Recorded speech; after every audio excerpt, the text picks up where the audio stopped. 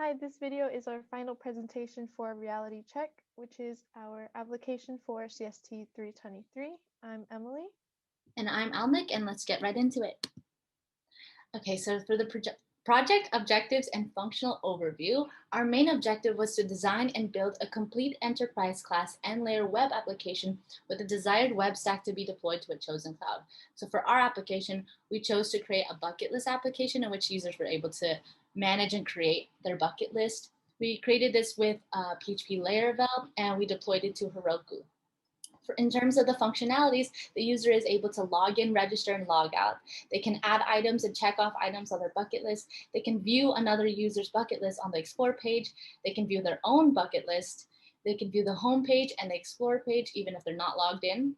They can access different pages and actions using the nav bar. And in terms of DevOps capabilities, there is log statements for the entry and exit from all major controller, business services, and data service methods. There is this use of a semi-automatic build pipeline for all the application code. And we use a Uptime Robot to monitor our entire application to see when it's available and when it's not available.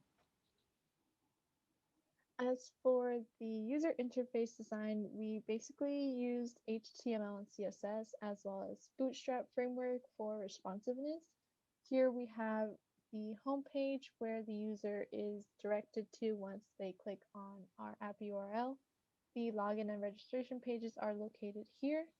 Then we have the user profile wireframe where the user can add an item to their bucket list as well as view their bucket list. And then we have the Explore page where the user can view other bucket lists. So for our technical design decisions, we chose the following technologies and softwares. We used Visual Studio Code because that was available on Mac and Windows, because I have a Mac and Emily has a Windows, so we chose something that we could both use. That was our main IDE. We use Laravel as our main framework. We use PHP as our main language. We use SQL and MySQL for our databases. We used HTML, CSS, Bootstrap, all for designing the user interfaces themselves. We use GitHub to manage our code, Heroku as our chosen cloud, an Uptime Robot to monitor our application. And on the right-hand side here, we have our flowchart. This is how we kind of started designing our application. We would first create the flowchart that we needed to see what exactly the actions we're needing and what we want the user to kind of go through. Then based on the flowcharts, we designed our sitemap, which helps us organize and identify the content that is needed for our site. We kept it pretty simple by only implementing the home page, the Explore page, and the My Bucket List page, which is also the user profile page.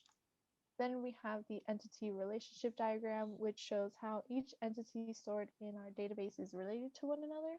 For example, we have the user model, which has a one-to-one relationship with the bucket list model.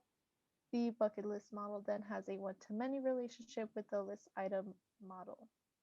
Then on the right here, we have the class diagram where we can see the site's classes, attributes, methods, and relationships in order to determine the structure of our application. So in terms of our implementation approach, this is when we wanted to add new features or we were trying to code up our application. The first thing we did was write a list of requirements that were needed. The next thing we did was design, created, or updated the wireframes that are needed or impacted. We then organized that list in terms of importance. We then researched the items on the list if needed. Then we determined how much time it would take to do each item on that list. Then we would plan accordingly and create a schedule of what we would work on. Then we would code everything up. For the cloud platform and DevOps support, we have the Heroku build pipeline, which we were able to integrate a build pipeline as seen in this image here. We can push code and create a pull request in GitHub and then detect and redeploy the code changes in the Heroku pipeline. Then in the bottom image here, we also integrated the use of logging, in which we created a single logger that would output standard log statements complete with the date, time, the level of severity, the message, and context. The log statements were then called for the entry and exit of all the methods in the controllers, business services, and data services classes. And lastly, here we have the monitoring, which we integrated through the use of Uptime Robot, which is a monitoring service that keeps track of the status codes of our application every 5 minutes and will alert us via email if the website is down. Okay, so for project implementations, bugs, and known issues, we had a couple. So for our bug and issue, we are able to register duplicate users, which is not something we want to do. We want to have just one user per username, basically. For limitations, our checkboxes are disabled, meaning that if you check something in your bucket list, it will not show on the Explorer page, which is something that we wanted to do. You are unable to edit items on the bucket list, and you are unable to remove items on your bucket list. And that's pretty much it for that slide. Next, we have the application demo, which I'm going to give it over to Emily to show you all the functionality of our website. So here we have our homepage where the user can either log in or register for the account. So we're going to quickly register a random email. Then the username, whoops,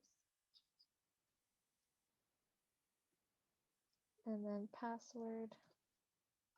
I'm going to click on register, and then it will redirect us to the login where we will log in with our username and password.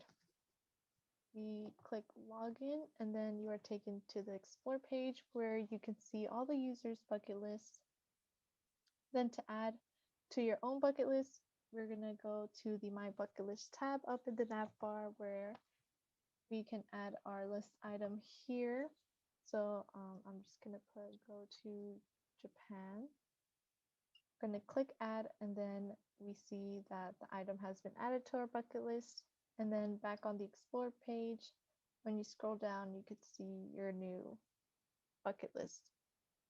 Then that's all we have for our functionality. I'm just going to log out and hand it over to Mickey. Thank you. Now we're going to go over the DevOps capabilities. After I drag this thing down. There it is. This was in my way. Okay, now we're going to go over the DevOps capabilities. And as you can see, we have the logs already set up. And since Emily already went through the application and did multiple different things, we can just see that there is those log statements for entering and exiting all the data services, the business service, and the controllers. And then we can check out the pipeline. As you can see, I have a pipeline set up. This is to merge a new branch, and this one's to get a new code, basically. So we're just going to go into GitHub, and we're just going to merge this pull request and confirm that.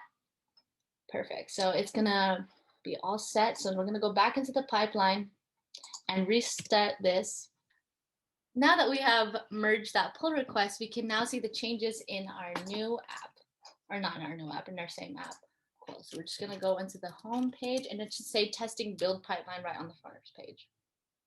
Perfect. And we tested the build pipeline, so we can see that it does get those automatic deployments, and it gets all the new pull requests, and we are able to check it in here.